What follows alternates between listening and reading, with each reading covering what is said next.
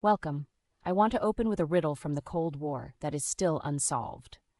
On the 22nd of September 1979, an American satellite blinked twice over the Indian Ocean and saw something that looked exactly like a nuclear weapon going off. The thing is, no country ever admitted to it. For the next 15 slides, we're going to play detective. What happened that night, who was probably responsible, and why, more than 4 decades later, the file is still technically open. Let's dive in. Here's the hook in one line. A bomb went off, and nobody claimed it. Think about how strange that is. Nuclear powers usually test loudly, on purpose, so the whole world knows they have the capability. This time, the signature was caught, but the radio stayed silent.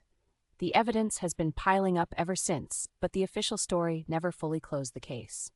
That tension, proof versus silence, is the whole engine of this story.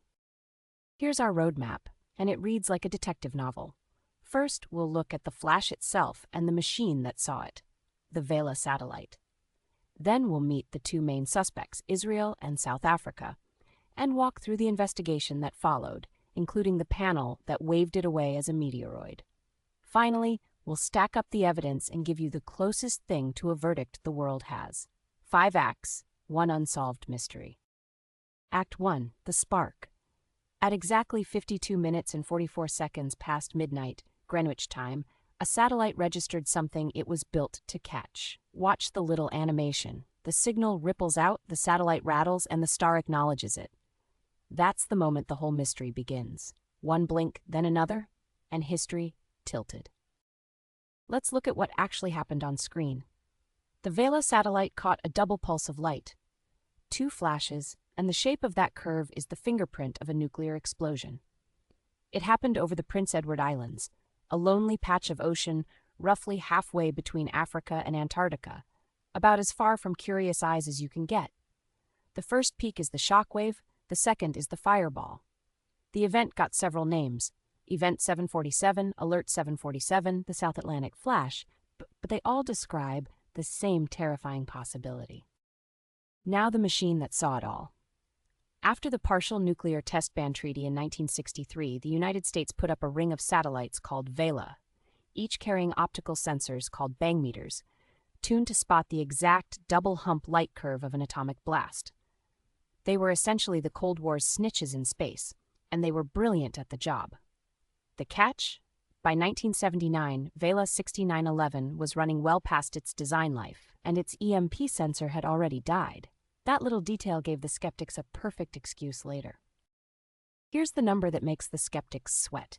Before that night, Vela had detected 41 atmospheric tests, and every single one of them, 41 out of 41, had been confirmed as a genuine nuclear explosion.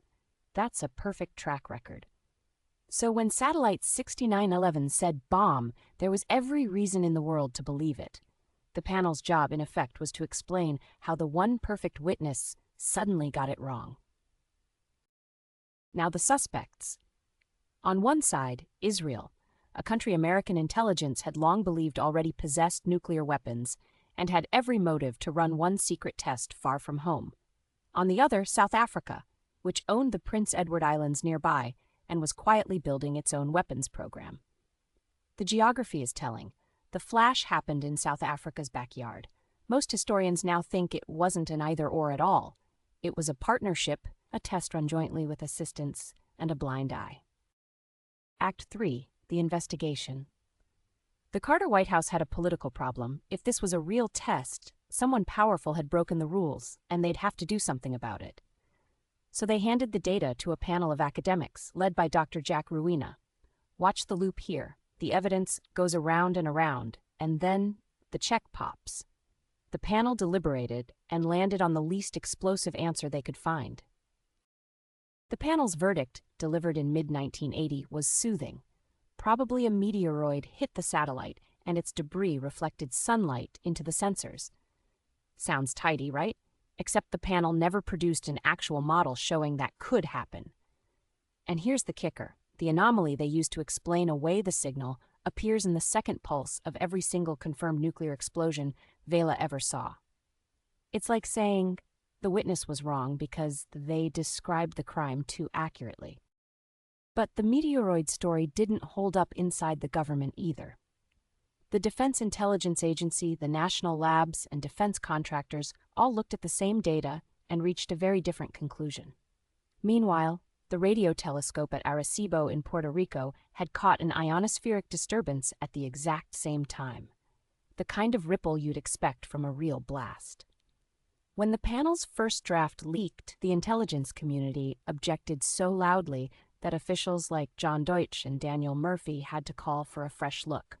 The fix was in, but it wasn't taking. Which brings us to the verdict. Watch the animation. The arrow punches straight through the gray cloud of doubt and lands on the star. That's what 40-plus years of declassification has done. The more files open, the more the official meteoroid story collapses, and the more that flash looks like exactly what it seemed to be on day one.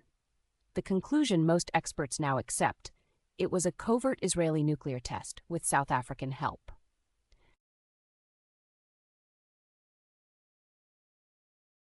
This timeline shows the story's strange half-life. It starts in 1963 with the Vela satellites going up and hits its climax in 1979 with the flash. By mid-1980, the Ruina panel had already stamped meteoroid on it. But then the declassification trickle of the 80s and 90s kept reopening the wound. Fast forward to today, and the historical consensus has quietly flipped. Most serious analysts believe it was a real test. A secret, it turns out, can have a very long half-life. So where does that leave us? No one has ever confessed, and no one has ever been cleared. The Vela Incident is the perfect Cold War ghost story because the evidence is everywhere and the proof is nowhere. Here's my favorite way to frame it. Some explosions leave craters you can photograph. This one left a question mark, and it's still hanging there. Thank you, and now I'd love your questions because this story gets even stranger the closer you look.